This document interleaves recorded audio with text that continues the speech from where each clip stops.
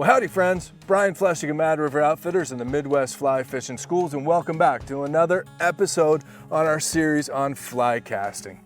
And as you can see, we have once again coerced our dear friend and spiritual leader, Mr. Flip Pallot, to be here with us today. And Flip, welcome back. Always a pleasure, kiddo. Well, it's our pleasure. Here we go. Here we go.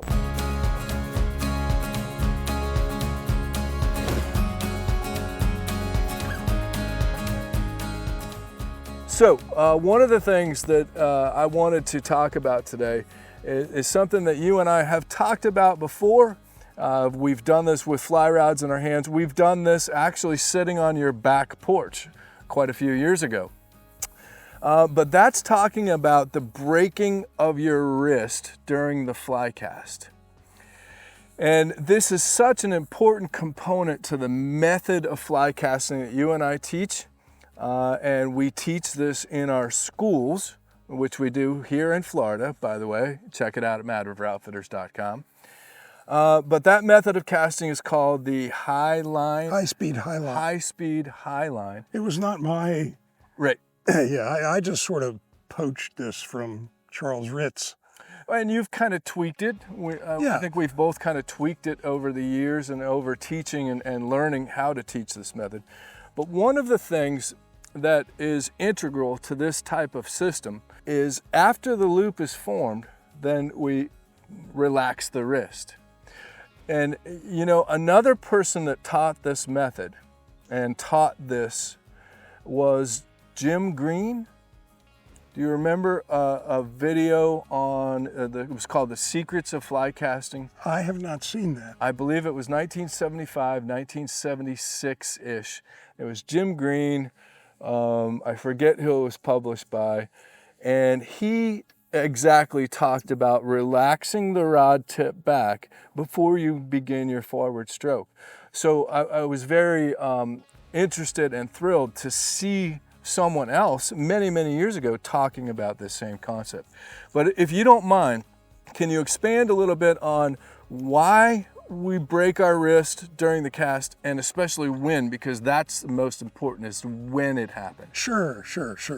So I think we all agree that there are times in a fishing situation where we need to use the lever, which is the rod, more in the casting stroke, whether we're casting into the wind or whether we need to make a longer cast.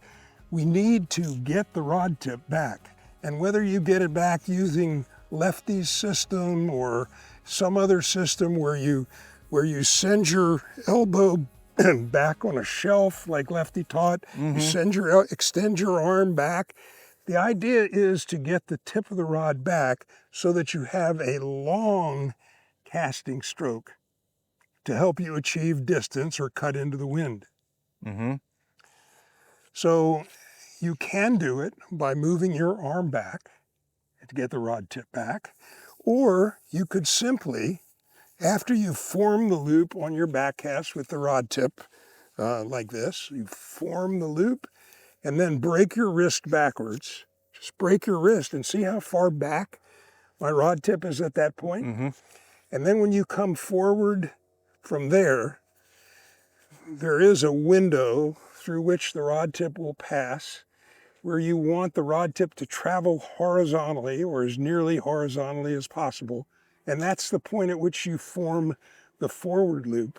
And then you relax your wrist forward and get the rod tip to go forward, which sets you up for the back cast again, where you come forward, form the loop, break your wrist and get the rod tip back again, setting you up for the next forward cast. So that's how it sounds. This is how it loops. Form the loop, break your wrist back, come forward for the forward cast, and as the rod tip enters that window where it has the opportunity to move horizontally, you move it horizontally, stop it, and see the loop that forms? So if you do it at speed, it looks like this. Form the loop, break your rod tip back, and then do the same thing coming forward.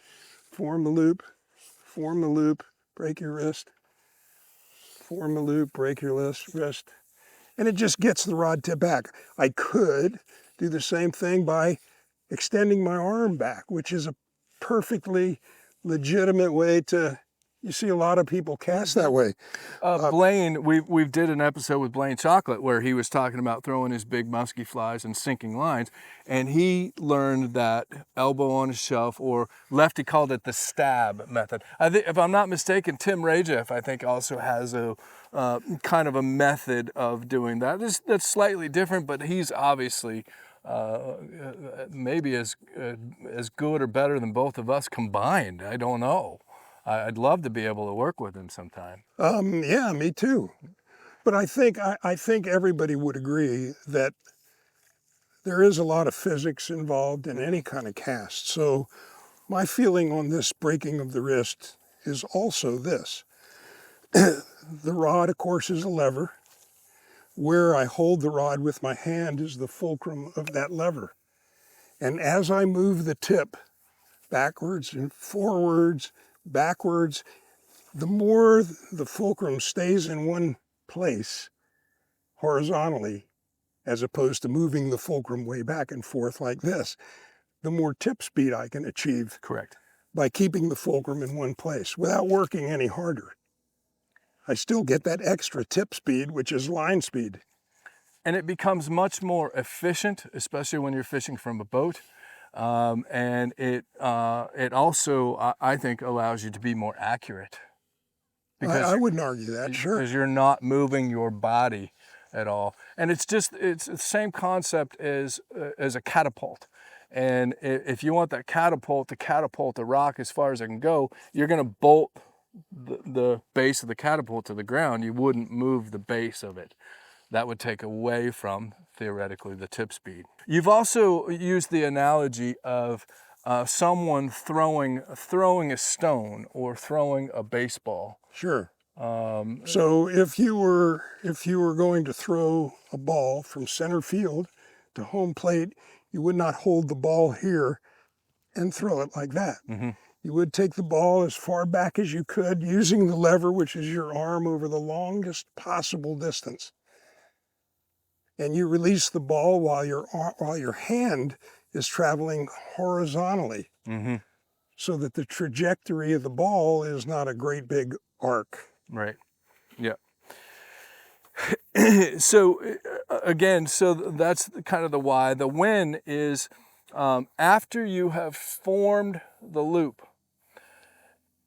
then you can relax the wrist. And this is what Jim Green showed in that Secrets of Fly Casting video.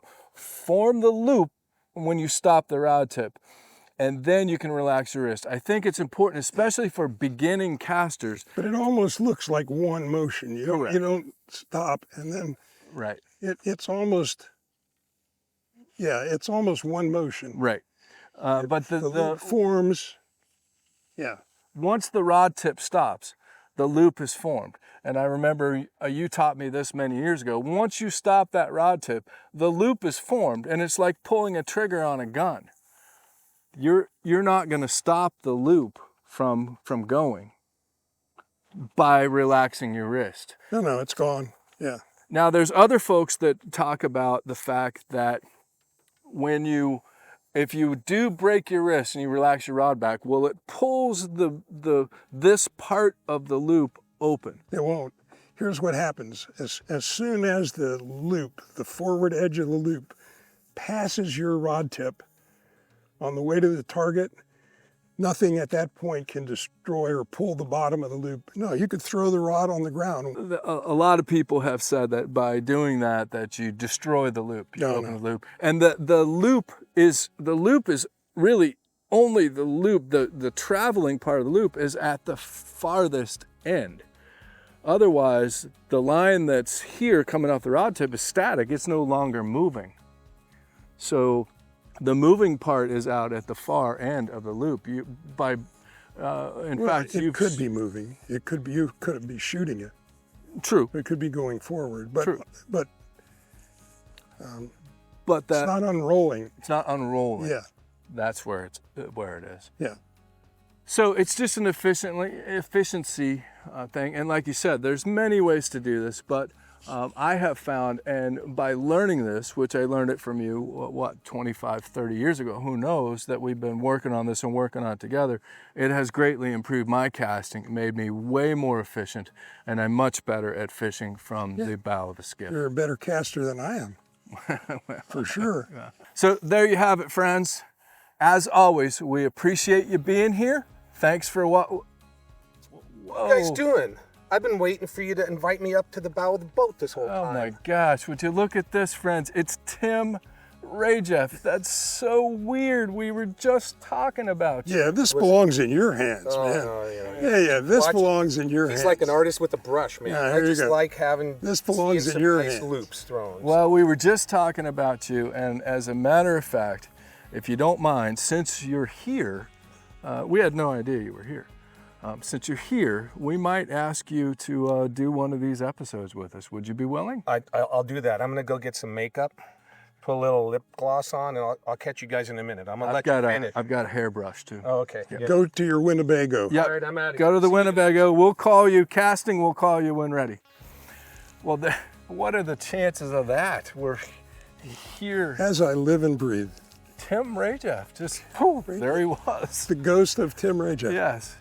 Well, as always, friends, you never know who's going to show up on Mad River Outfitters YouTube channel. So as always, friends, thanks for being here. Special thanks to Pallot. Special thanks to Tim Rajeff for a cameo appearance. And stay tuned. I have a feeling you're going to be seeing a little bit of Tim Rajeff and some echoing going on. So as always, be sure to subscribe to our YouTube channel. That really helps us out. Hit that like button, that just makes us feel good. And stay tuned. We've got a lot of fly fishing content coming your way.